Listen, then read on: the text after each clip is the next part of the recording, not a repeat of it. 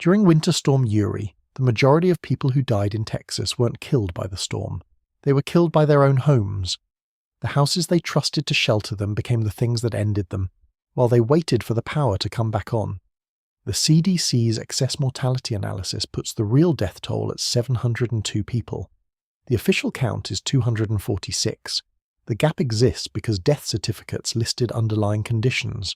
Not cold, not a house that stopped working. Underlying conditions. This video maps the 8 phases of a standard American home's 48-hour collapse during a winter blackout. From the moment the furnace stops, to the point where the building is no longer a shelter and the clock runs out. Most people think they have days to figure this out. The physics says otherwise, and the physics doesn't negotiate. Phase 1. Hours 0 to 3. The power just went out. You don't know it yet, but you're already in the most valuable window you'll have. The thermostat reads 68 degrees. The refrigerator is cold. The freezer is solid. The pipes are nowhere near freezing. Outside, the temperature is sitting somewhere between single digits in the low teens. Inside, nothing feels wrong. That's the trap. A well-insulated modern home, one with R38 or better in the attic and double-pane windows throughout, loses only 2 to 4 degrees in the first 3 hours after the heat stops. Your house feels completely normal. That feeling is costing you everything. This is the window of maximum leverage. Every action you take in the next 3 hours compounds forward through every phase that follows. Sealing an unused bedroom now means a warmer consolidated space at hour 18. Storing water now means drinking water at hour 30. Identifying your alternative heat source now means not improvising a deadly decision at hour 6. Everything you do in phase 1 echoes. Everything you don't do echoes louder. Here's the failure mode. Because nothing feels wrong, most people do nothing. They open the refrigerator to check on dinner. They open the front door to look at the storm. They sit on the couch and watch the outage map on their phone, waiting for the utility company to tell them something has gone wrong that they can already see with their own eyes. Normalcy bias, documented across dozens of disaster scenarios from hurricanes to industrial accidents, causes the majority of people to wait for external instruction before taking protective action. During a blackout, that instruction doesn't come. No one is calling you. No one is coming to your door. The outage map refreshes every 15 minutes and tells you nothing you need to know. Every time you open the refrigerator, you break the thermal seal. The internal temperature climbs. Every time you open an exterior door, cold air floods the entryway and the house bleeds heat. These feel like small decisions. They aren't. They are micro withdrawals from a thermal account that has a fixed balance and no deposits coming. What you do instead: close off every room you're not using. Seriously. Close the doors. Seal the gap under each door with a rolled towel or a folded blanket. You're not decorating. You're reducing the volume of air your body heat has to maintain. Move your household into the smallest interior room in the house, away from exterior walls and windows.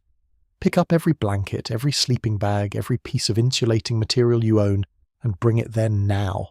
Fill every large container you have with tap water. Bathtubs, pots, storage bins, whatever you have. Do this now. Not at hour 6 when you're cold, and the motivation feels more urgent. Now while it's easy. The 3-hour buffer is not a safety margin, it's a countdown, and most households waste it watching a progress bar that isn't moving. Phase 2. Hours 3 to 6. The thermostat reads somewhere in the low 60s. You're starting to feel drafts near the windows and along the exterior walls. The bare floors are noticeably cold through your socks. None of this is physiologically dangerous for a healthy adult. Your body handles 60 to 65 degrees without effort. You haven't started shivering. Your thinking is completely clear. You still have the full range of options available. This is also the phase where people start dying, not from the cold, from what they do about it. The Consumer Product Safety Commission tracks carbon monoxide fatalities from portable generators. 81% of fatal generator CO incidents happen in residential settings, not in construction sites, not in industrial facilities, in homes. A portable generator running in a closed garage produces carbon monoxide concentrations exceeding 1,200 parts per million within minutes.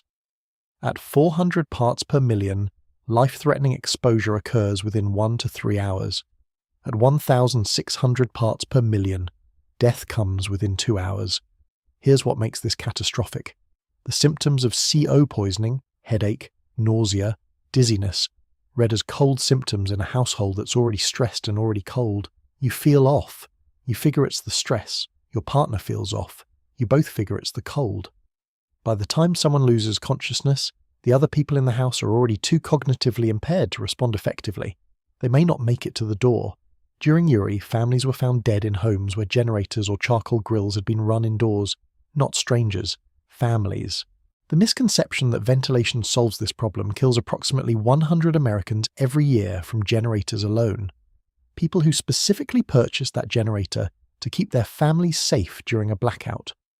The Consumer Product Safety Commission hasn't issued a nuanced guideline about ventilation. They've stated explicitly that running a generator in an attached garage with the door open and a window cracked produces lethal concentrations inside the house. Not inconvenient concentrations, lethal ones. There's no ventilation strategy that makes indoor generator use safe. None.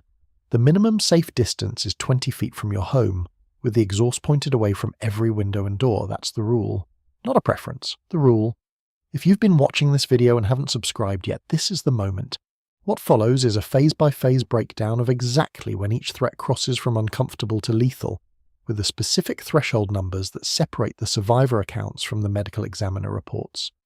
Every combustion heating decision you make in the next 42 hours gets measured against the same chemistry. Carbon monoxide has no smell. You can't see it. You can't taste it. Your body has no natural warning system for it. A functioning carbon monoxide detector with battery backup is not a luxury item in this scenario. It is the difference between waking up and not waking up. Phase 3. Hours 6 to 12. The refrigerator has been without power for 6 or more hours. In a well-insulated home, you're sitting somewhere in the mid to upper 50s. In a poorly insulated older home, you may already be in the upper 40s. The USDA's safe window for refrigerated food is 4 hours without power. You're past it. The freezer is still holding. A full standalone freezer maintains safe temperatures for 48 hours with the door closed.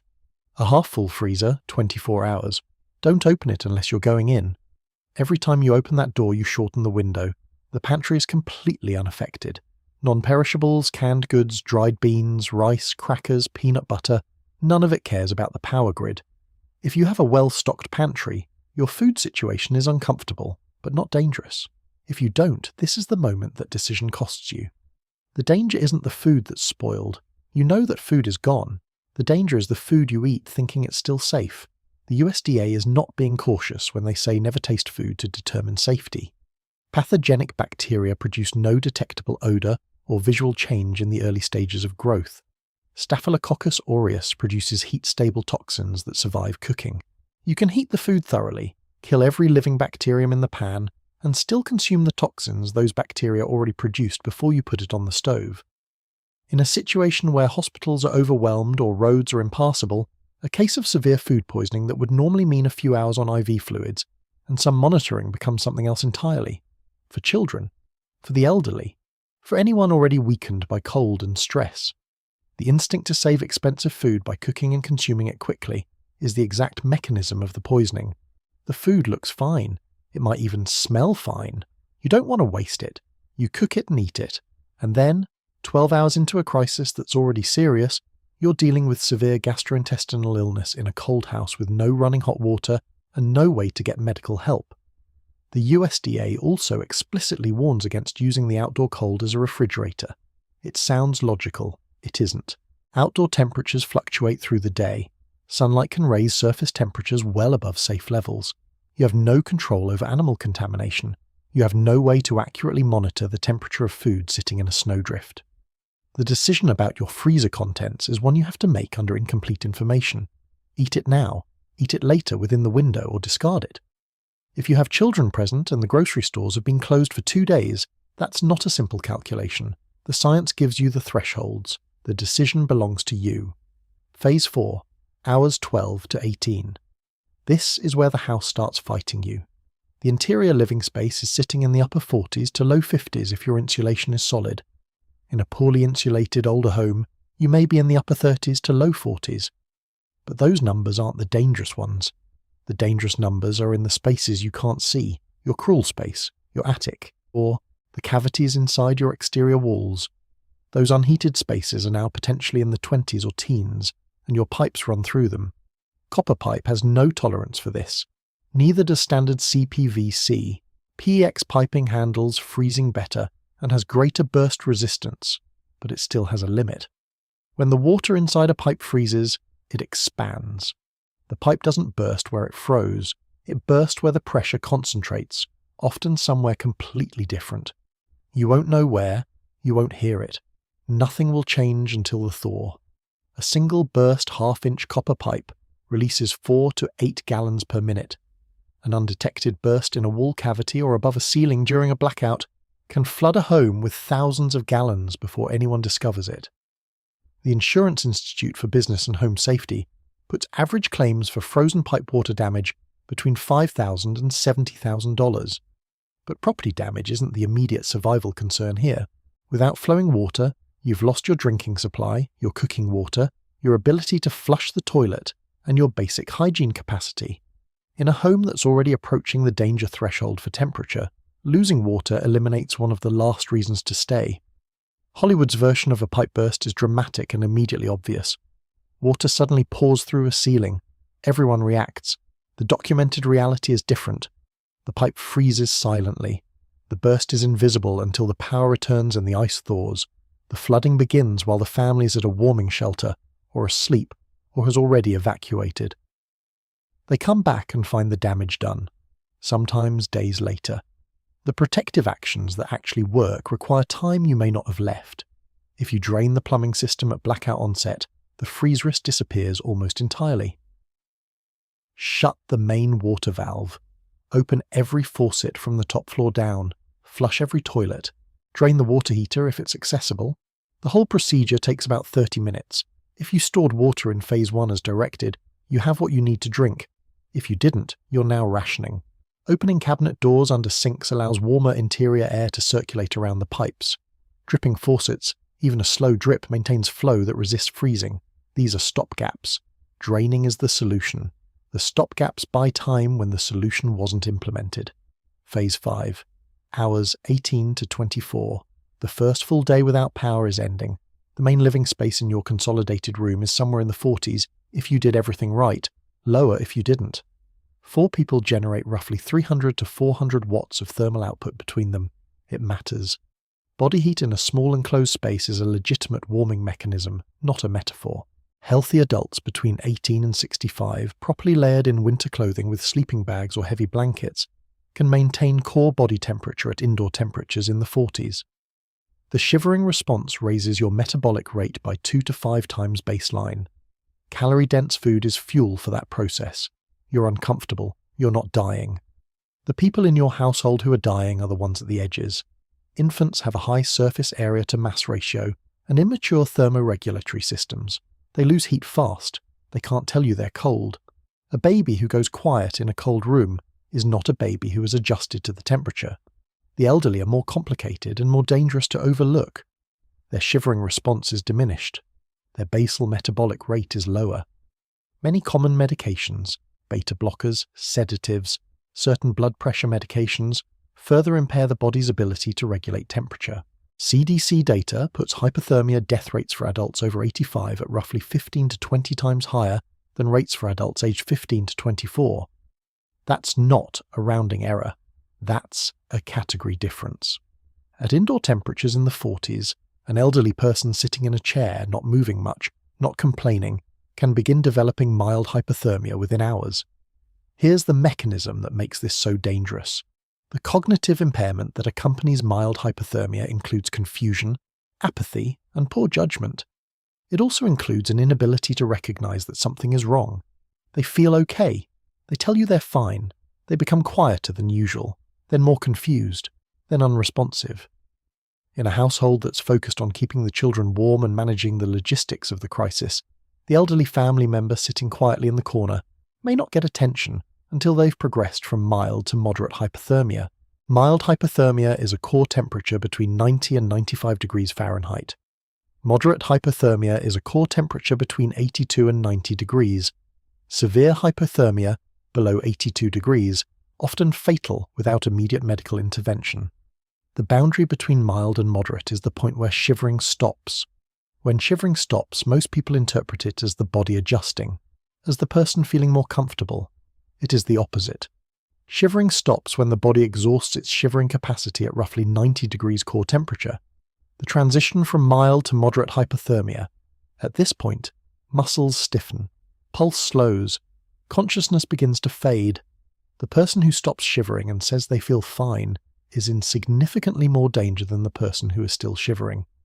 There's one more mechanism you need to understand before you try to rewarm anyone. Afterdrop. When you warm a hypothermia victim, cold blood from the extremities begins circulating back toward the core. That cold blood can cause a further drop in core temperature, even as you're trying to raise it, potentially triggering fatal cardiac arrhythmia. Rewarming someone with moderate hypothermia without medical facilities is not a safe alternative to preventing the hypothermia. It is a medical intervention with real risks. Prevention is the only viable strategy here. Your household has one working heat source, a single wood stove with a limited supply of firewood, the elderly parent in one room, the young children in another. This calculation is explicit, uncomfortable, and it belongs to every family that hasn't done the thermal math before the blackout started. Phase 6, hours 24 to 36. The video has spent 5 phases describing what happens to people who don't act. This phase is about something different. It's about the decision that separates the survivors from the statistics. And it isn't gear. It isn't money. It's timing. You're 36 hours into a blackout. The house is firmly below comfort threshold. The refrigerator contents are a total loss. The freezer is at or past its safe window if it was less than full. You haven't slept properly. The cold has been a constant background stressor for over a day. The psychological toll is real, and it compounds everything. You still have options. That's the critical piece of information at this phase. Roads may still be passable. Your vehicle has fuel and a working heater, which means warming sessions and mobility. Community warming shelters, churches, schools, community centres are almost certainly operational.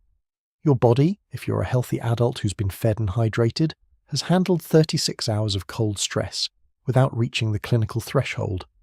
The full range of evacuation options is still realistically available to you. The failure isn't capability, it's decision paralysis. Leaving means abandoning your home to pipe bursts, to potential property damage, to the unknown. Staying means accepting continued deterioration. The psychological barrier to evacuating your own house is enormous even when the rational calculation clearly points toward leaving. You've lived there for years. Your stuff is there. It feels wrong to leave it. It feels like giving up. Survivor accounts from Uri document families who waited 24 to 36 hours before deciding to evacuate, arriving at shelters hypothermic, dehydrated, some requiring immediate medical intervention. Not because they were reckless, because leaving felt wrong in a way that staying, which was the genuinely dangerous choice, did not. The families who survived Uri most consistently made the evacuation decision early, before the conditions deteriorated to the point where travel itself became dangerous, before the vehicle was buried, before the elderly family member had become too weak to walk to the car. The decision to leave at hour 18, when it felt premature, was the decision that worked. Isolated individuals face a different version of this problem. Elderly people living alone with no one checking on them can deteriorate without anyone knowing. During Uri, some victims weren't found for days. The lone wolf prepper with a full pantry and a stockpile of gear but no community network is at a significant disadvantage when the crisis extends past 48 hours, and psychological resilience becomes as critical as material resources. A neighbourhood where people know each other well enough to knock on a door and ask if someone is okay showed better survival outcomes in Uri than isolated households with more gear. Normalcy bias doesn't make you stupid.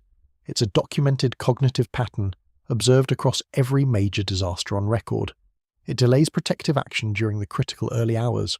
After Uri, a University of Houston survey found that the majority of affected Texans had no adequate emergency supplies and no alternative heating plan. Not because they lacked the resources to prepare, because they didn't believe they would need to. The belief that the power will come back before conditions become truly dangerous is not irrational. It's usually correct. It's the times it isn't correct that fill the mortality statistics. Phase 7, hours 36 to 48, the second night. This is where the curve crosses the threshold. In a poorly insulated home, you may be looking at interior temperatures in the low 30s, effectively outdoor conditions with a roof over your head. In a well-insulated home, you're in the low to mid-40s, possibly upper 30s. The walls and floors are cold to the touch. The idea of sleep feels impossible, but your body is demanding it anyway after 36 hours of sustained stress. Your calorie reserves are depleted if food wasn't adequately stockpiled. Dehydration is likely if the water supply was compromised. The accumulated physiological burden is heavy. Survival through this phase is physiologically achievable. For healthy adults who consolidated into a single interior room, maintained shared body heat, consumed enough calories, and stayed hydrated, these are survivable conditions. Not comfortable. Survivable. A sleeping bag rated to 0 degrees Fahrenheit provides critical insulation independent of the room temperature. A single candle inside a blanket tent constructed inside your consolidated room creates a microenvironment several degrees warmer than the surrounding space. It sounds improvised because it is. It also works. The fatal failures at this phase aren't strategic. They're cognitive. Sleep deprivation, calorie depletion, dehydration, and sustained cold exposure compound into serious degradation of judgment and physical coordination. You're not thinking clearly. You don't know you're not thinking clearly. That combination is exactly what produces the decisions that kill people in the second half of a blackout. People leave the warm room to check on food in the kitchen. They stumble outside to check on a neighbour without adequate layering, in a compromised physical state. They attempt to start a car in the garage. They try to operate a propane heater they haven't used before in a confined space without a CO detector running. Each of these exposes them to additional cold stress or CO risk at the exact moment when their capacity to respond to either is at its lowest. The Texas Department of State Health Services report on Uri deaths documented that the heaviest concentration of fatalities occurred on February 16th and 17th, the second and third nights of the crisis. Not the first night, when conditions first became serious. The second and third nights, when accumulated physiological stress crossed the threshold of compensatory capacity. That is not coincidence. That is a curve. The shivering stops as improvement myth has already cost lives this winter somewhere in this country. When an elderly person in a cold room stops shivering and tells you they feel warmer, that is not improvement. That is the body's shivering mechanism failing below approximately 90 degrees core temperature. The transition from mild to moderate hypothermia. It is not the body adjusting to the environment, it is the body losing the capacity to fight it. Phase 8. Beyond 48 hours. In an older home with R11 walls and single-pane windows, during a sustained cold snap with outdoor temperatures in the single digits, interior temperatures after 48 hours may be in the 20s. The house is no longer a shelter, it is a windbreak. It keeps the wind off you, that's approximately what it offers at this point. For the unprepared household, 48 hours without power in severe winter conditions has exhausted every improvised coping mechanism. The backyard firewood is burned, the candles are consumed, the generator fuel is gone. Every layer of clothing is already being worn. The blankets have been redistributed as many times as possible. There is no next move that hasn't already been tried. The choice at this point is binary, leave or die. But leaving after 48 hours of cold exposure, sleep deprivation and dehydration means travelling in a compromised physical and cognitive state, on potentially dangerous roads, with vulnerable family members who may already be showing signs of cold stress. The death clock headline isn't hyperbole. For an unprepared household in a poorly insulated home during a severe cold snap, 48 hours without power is the approximate boundary between survivable discomfort and lethal exposure. The most vulnerable members of the household cross that boundary well before the 48-hour mark. They cross it at hour 18, at hour 24, at hour 36, depending on their age, their health, and what happened in Phase 1. 1,024 Americans died from excessive cold or hypothermia in 2023 alone, not during a major grid event, not during Uri, in an ordinary winter, in a country with functioning power infrastructure, in homes that were supposed to protect them. The average American home was designed to maintain comfortable temperatures while connected to a continuous energy supply. It was engineered for that condition. Remove the energy supply and the house follows physics, not the thermostat. It cools according to Newton's law of cooling, which means the rate of heat loss is proportional to the temperature differential between inside and outside. The colder it gets outside, the faster your house bleeds heat. The curve bends toward the lethal end faster the worse the conditions get, not linearly, as a curve. Most people's mental model of their home is that it's a shelter. It is, while the power is on. Without it, it's an insulated box that happens to contain everything you own. The insulation is passive, the shelter is contingent, the contingency is a functional power grid. Now here's how you reset the clock. Insulation is the foundation. Upgrading attic insulation from R19 to R49 with blown-in cellulose costs approximately $1 to $2 per square foot. It roughly doubles the time before indoor temperatures reach dangerous levels. That's not a refinement. That's a phase shift in your survival window. The DOE recommends R49 to R60 for climate zones 5 through 8. Most American homes fall significantly short of that. Basement rim joist insulation with rigid foam, R10 to R15, seals one of the largest heat leak pathways in a typical home. Window insulation film kits run $5 to $15 per window and approximately double the R value of single-pane windows. A single-pane window has an R value of 1. Standard double-pane is R2. That film kit takes a single-pane window to roughly R2 at almost no cost. Alternative heating has to be installed before the emergency. A wood stove with a properly lined chimney provides indefinite heating capability as long as you have fuel. 2 cords of seasoned hardwood, approximately 256 cubic feet total, heats a well-insulated 2,000 square foot home for roughly 60 days of continuous use.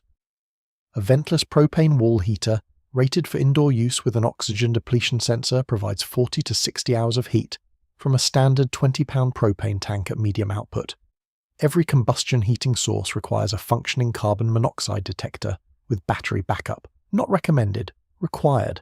Your plumbing system can be made blackout safe in about 30 minutes. Shut the main water valve, open every faucet from the top floor down, flush every toilet, drain the water heater if it's accessible. Pre-filled water storage gives you independence from the plumbing system entirely. 5 gallons per person provides 3 to 5 days of drinking water. Food management starts before the storm. Lower your refrigerator to 34 to 36 degrees Fahrenheit. Lower your freezer to -10. This extends safe windows by several hours. Fill empty freezer space with water-filled containers for thermal mass. A 2-week pantry for a family of 4 runs approximately $200 to $300 and takes 20 to 30 square feet of storage space. Backup power options range from impractical to accessible.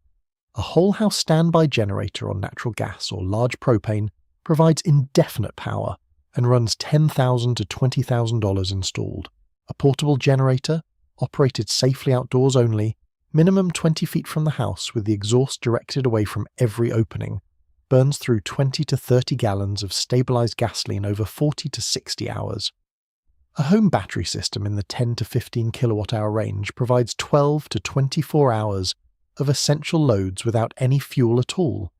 Community infrastructure determines survival outcomes when the crisis extends past 48 hours.